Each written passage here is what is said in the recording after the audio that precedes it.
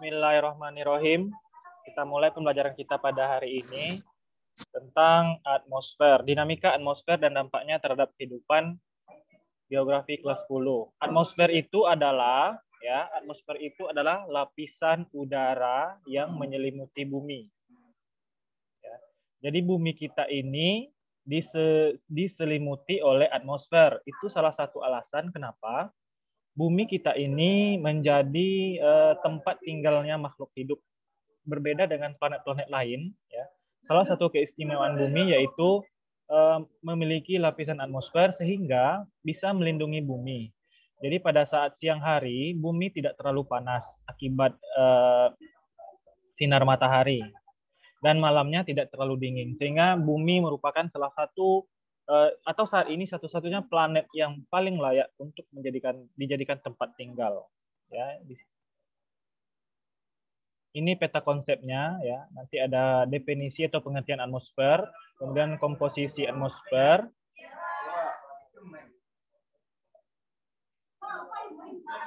kemudian di sini ada struktur atmosfer nanti, kemudian ada unsur-unsur cuaca.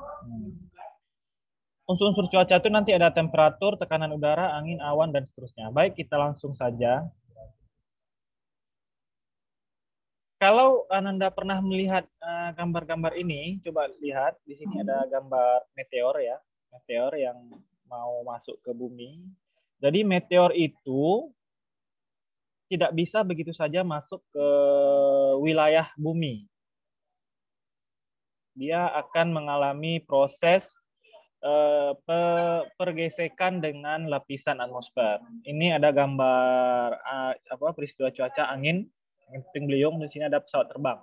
Kesemua ini, gambar-gambar ini itu mendeskripsikan adanya ancaman dan juga manfaat terhadap kehidupan dari bagian bumi, ya, yang berasal dari atmosfer.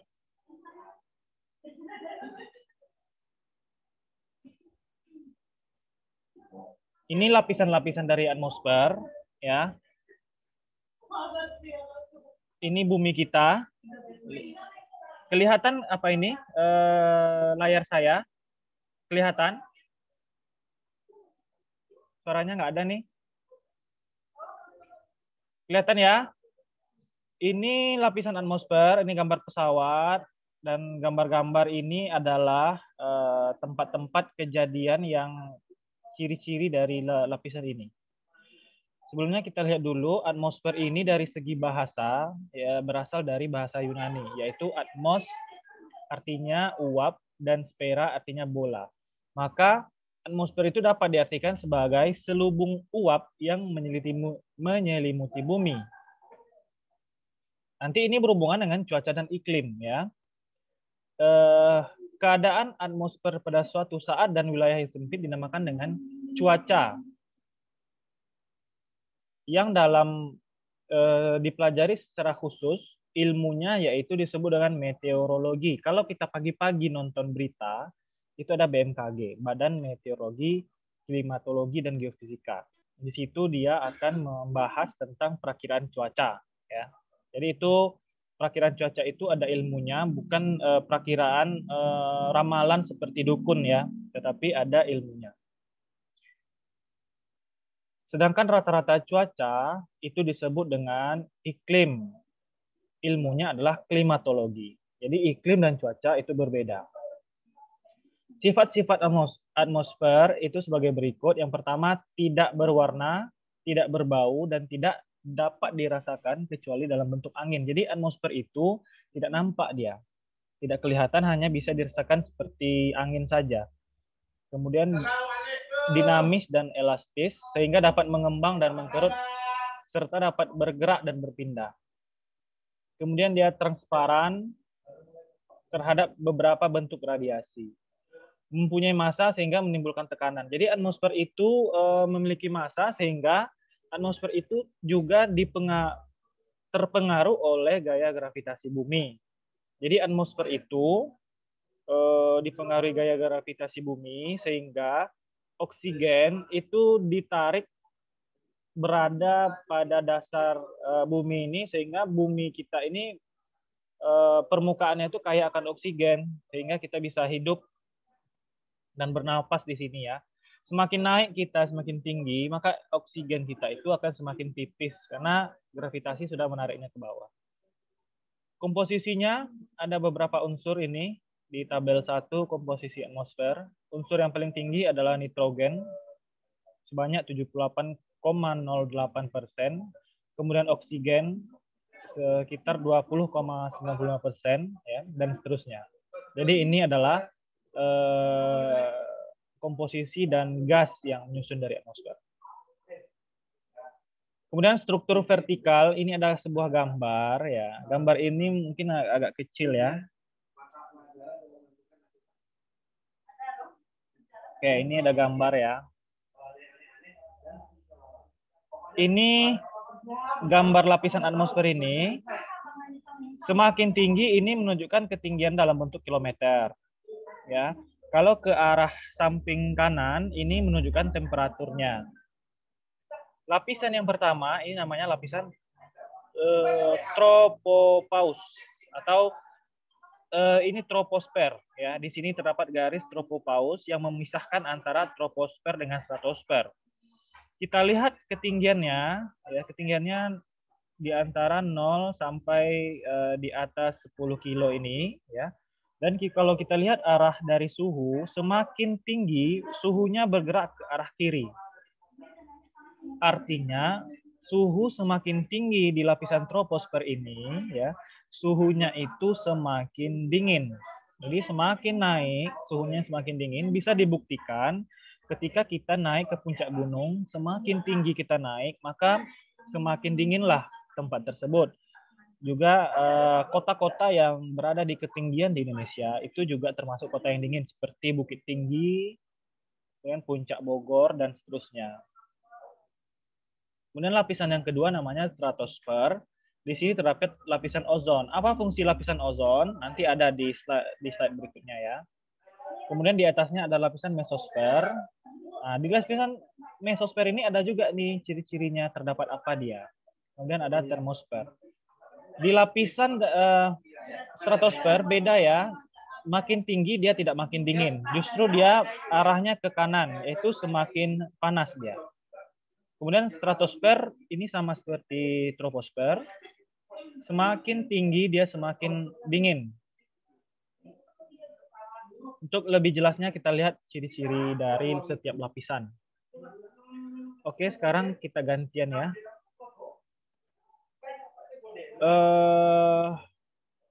Coba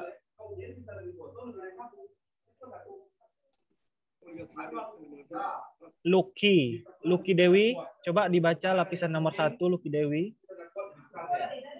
Kelihatan Lucky Dewi? Lihat Pak. Ya, lapisan nomor 1 apa aja ciri-cirinya? 1. Lapisan troposfer 0 sampai 18 km dpl memiliki ciri sebagai berikut. 1. Lapisan paling dekat dengan permukaan bumi. 2. Tempat kejadian fenomena cuaca seperti 2. Tempat kejadian fenomena cuaca seperti angin, hujan, petir, dan pelangi. 3. Ketebalan lapisan di ekuator sekitar 18 km dpl dan sekitar kutub hanya 8 km dpl. 4. 80% massa atmosfer berada di lapisan ini. 5. Terjadi gradien termometrik atau penurunan suhu 0,6 derajat setiap kenaikan kurang 60 derajat Celcius, sedangkan pada permukaan laut daerah tropis sekitar 20 derajat Celcius. 7. Terdapat lapisan tropopause atau lapisan antara troposfer dan stratosfer. Oke, ya. Saya jelaskan di lapisan ini. 2. Lapisan. Oke, stop. Saya jelaskan ya. Lapisan yang pertama adalah lapisan troposfer. Ketinggiannya 0 sampai 18 km. Ini lapisan yang paling dekat dengan permukaan bumi. Di sini tempat terjadi peristiwa cuaca. Jadi angin, hujan, petir, dan pelangi, dan semua jenis-jenis peristiwa cuaca itu hanya terjadi di lapisan ini. di atasnya itu sudah tidak ada lagi peristiwa cuaca. Jadi pesawat terbang ya, mungkin bagi teman-teman yang sudah pernah naik pesawat terbang, itu pesawat itu terbangnya di atas lapisan ini untuk menghindari masuk ke dalam peristiwa-peristiwa cuaca ini ya. Kemudian ketebalannya juga bervariasi ya, berbeda. Di lapisan ekuator ini di Khatulistiwa ketebalannya itu 18 km, DPL ini di atas permukaan laut. Kemudian massa atmosfer berada di lapisan ini sebesar 80%, artinya banyak terdapat oksigen di sini karena memang untuk menopang kehidupan makhluk hidup. Kemudian terjadi gradien termometrik, semakin naik, setiap naik 100 meter, suhu turun 0,6 derajat Celcius. Ini alasan kenapa semakin tinggi satu tempat dia semakin dingin. Untuk orang-orang yang mungkin pernah ke Bukit Tinggi, ke Solo mungkin ya, daerah yang dingin, itu tempatnya memang tinggi. Kemudian terdapat lapisan troposfer, tropopause, lapisan antara troposfer dan stratosfer. Oke, lapisan yang kedua, coba baca Feren. Feren, silakan baca. Pak, rusak HP-nya, Pak. HP-nya. Udah bisa kok baca, dengar suaranya kok. Iya, nggak ada. Nggak nampak lapisan apanya, layarnya nggak nampak. Iya. Silakan yang lain aja. Miftah Huladuni.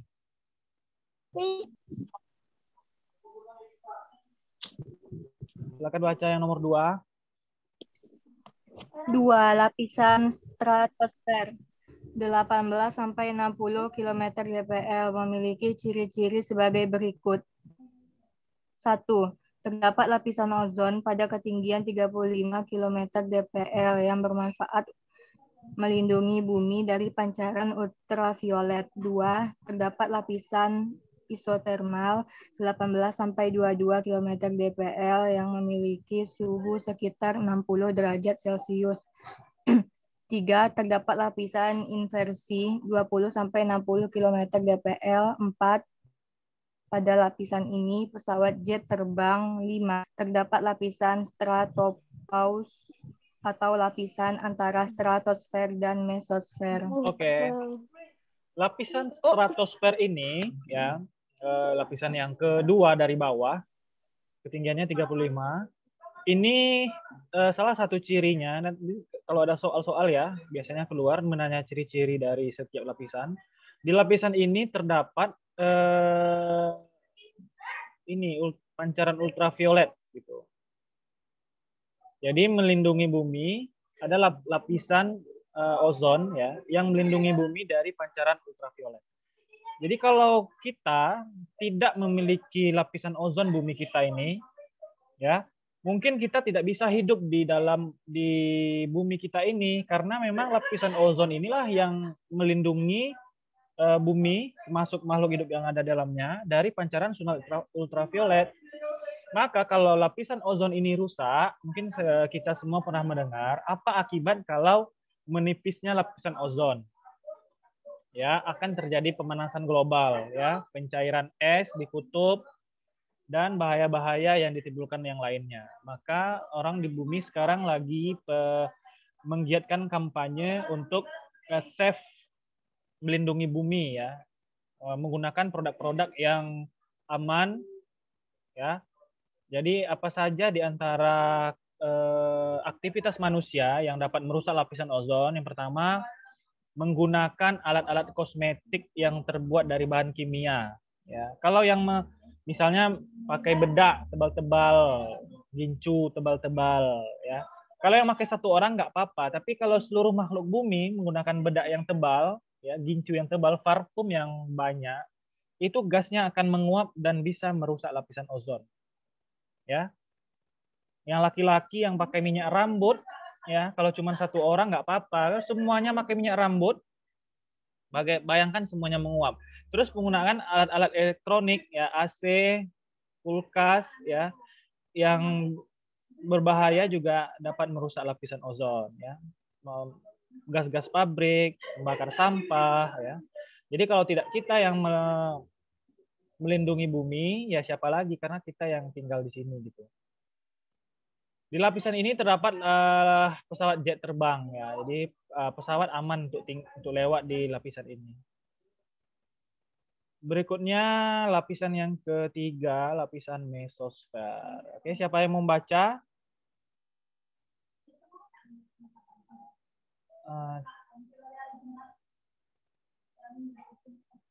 Coba Musalmah baca yang nomor 3. Iya, Pak.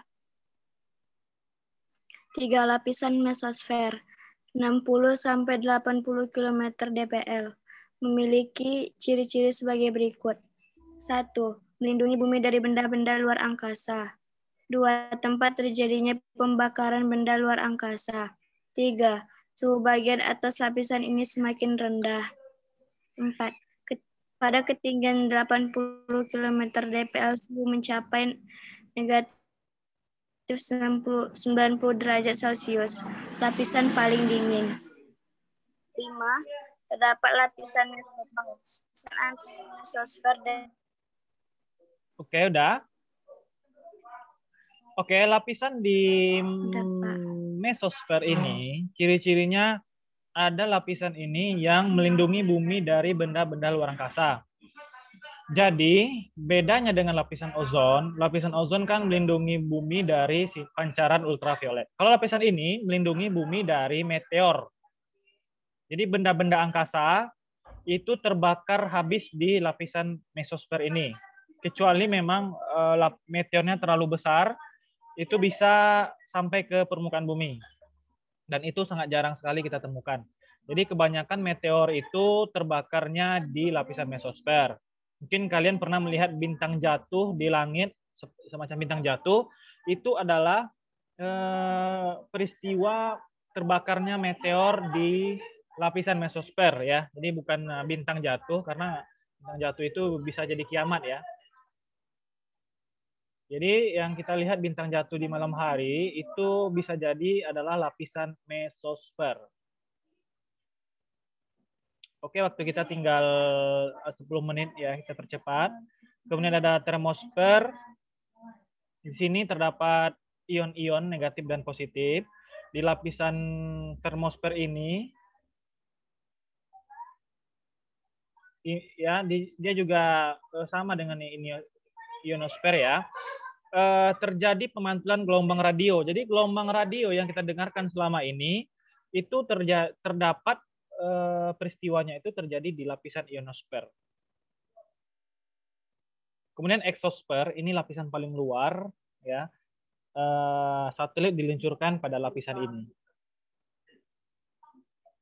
Kemudian unsur-unsur dari cuaca dan iklim.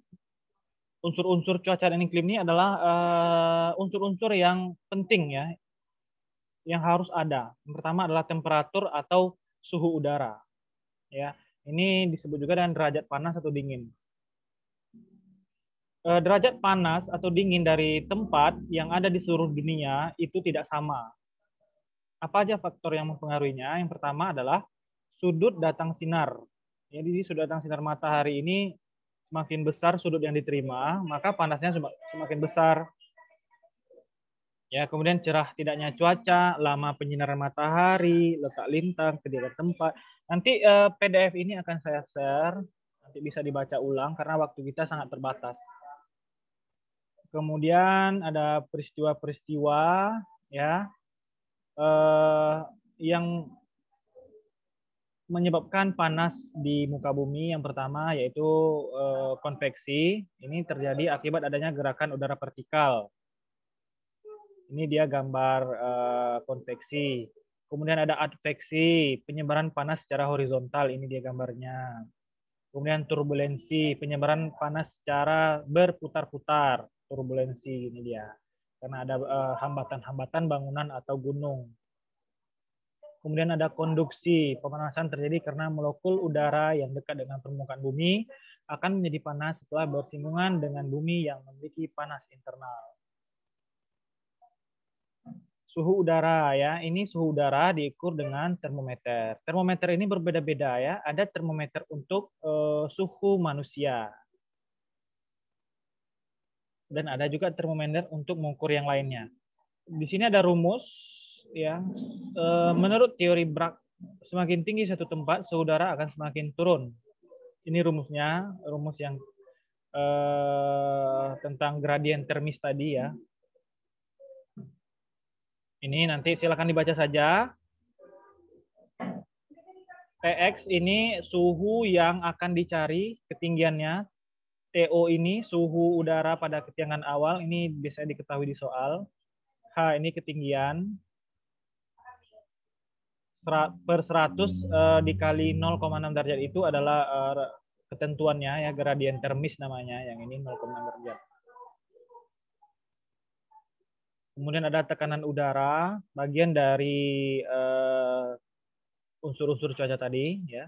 Suhu, tekanan udara, kemudian ada angin. Nah, ini ada rumus lagi nanti, gradien barometrik namanya, untuk menentukan ketinggian tekanan udara di dua tempat. Kemudian ada arah angin, ada kecepatan angin, ada jenis-jenis angin. Di angin ini yang penting untuk diingat adalah ada di sini ya. Angin itu ya ada hukum Stephenson namanya. Jadi angin itu bergerak dari daerah bertekanan tinggi atau maksimum ke daerah bertekanan rendah. Di dalam hukum Stephenson ya, angin itu di belahan bumi utara bergerak ke kanan. Di belahan bumi selatan bergerak arahnya ke kiri. Kalau tidak salah itu bunyi hukum Stephenson.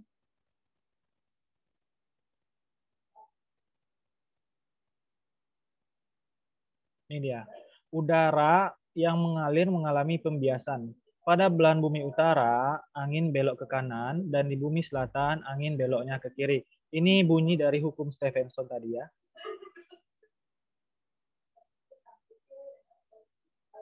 Ini pusat-pusat tekanan udara dan sistem angin tetap di bumi. Jadi ini arah-arah angin ya. Ini arahnya ke kemana nih? Ke kiri, ini ke kanan gitu ya. Di daerah 0, ya ini batasnya, daerah khatulistiwa. Di atas ini disebut dengan belahan bumi utara. Ke bawah ini disebut dengan belahan bumi selatan. Angin muson atau angin musim, ini adalah angin yang bertiup atau berhembus secara periodik berganti arah setiap setengah tahun sekali, yaitu antara Oktober dan April. Angin ini yang menyebabkan terjadinya hujan yang ada di Indonesia ya. Jadi Indonesia itu memiliki dua musim, yaitu musim kemarau dan musim hujan. Musim hujan ini akibat terjadi angin muson barat, angin musim barat atau angin muson barat yang membawa uap air ke Indonesia. Jadi angin muson barat ini ya bertiup dari bulan Oktober ke April. Jadi normalnya itu hujan di Indonesia itu bulan Oktober ke bulan April. Kalau angin muson timur antara April sampai Oktober. Pada musim ini Indonesia mengalami musim kemarau. Kemudian ada angin lokal, angin yang ada di daerah-daerah. Contohnya dari angin lokal itu ada angin darat dan angin laut. Nama angin darat dan angin laut itu diambil dari arahnya. Kalau dia berasal dari darat, disebut dengan angin darat. Angin darat itu angin yang berhembus dari darat ke laut. Kalau angin laut berarti angin yang berhembus dari laut ke darat. Jadi nama ini diambil dari asalnya. Angin lembah juga gitu ya. Angin lembah itu bertiup dari lembah ke lereng gunung. Kalau angin gunung bertiup dari puncak gunung menuju lembah. Jadi namanya berasal dari arah asalnya. Angin fon ini merupakan angin yang sifatnya jatuh, bersifat kering dan panas. Jadi angin fon ini merupakan salah satu peristiwa bencana ya, panas dan bisa merusak, mengakibatkan kerusakan. Di daerah-daerah di Indonesia berbeda-beda namanya. Yang pertama di Sulawesi Selatan namanya angin berubu, angin bahoro di Deli Serdang, angin kumbang di Cirebon, angin genting di Pasuruan, Probolinggo, Jawa Timur, angin Wanbrau di Papua. Kemudian ada angin yang bersifat dingin, ya angin Mistral dan angin Bora.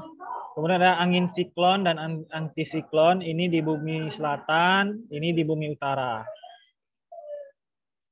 Oke, kalau waktu kita habis nanti, saya akan kirim PDF ini untuk dibaca-baca ya. Dan setelah itu kerjakan UH dari bab yang kemarin, bukan bab yang ini. Kemudian kita juga akan membahas awan. Jenis awan ada awan tinggi, awan menengah, dan awan rendah. Nanti juga ada awan yang terjadi akibat udara naik. Salah satunya ada cumulonimbus. Cumulonimbus ini awan yang menimbulkan hujan dan kilat petir. Jadi awan yang mendung gelap besar itu namanya cumulonimbus. Kemudian kelembaban udara, nanti ada rumus. Kemudian ada curah hujan.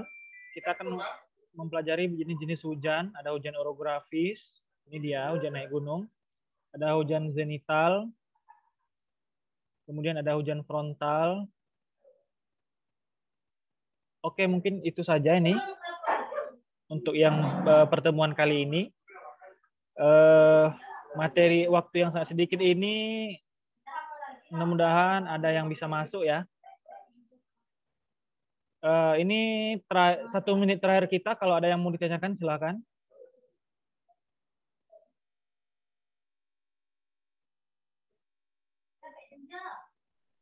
Ada yang mau ditanyakan? Kalau tidak ada, Bapak ingatkan untuk selalu mengecek di e-learning kita, karena tugas-tugas Ananda sudah Bapak masukkan di sana. Untuk yang ingin nilainya bagus dibanding semester kemarin, silakan dilengkapi ya. Latihan-latihannya juga ya, karena bisa waktunya fleksibel, usahakan latihan tuh nilainya tinggi ya. Kalau tidak ada lagi yang ditanyakan, kita tutup. Ya. Ada yang mau ditanyakan?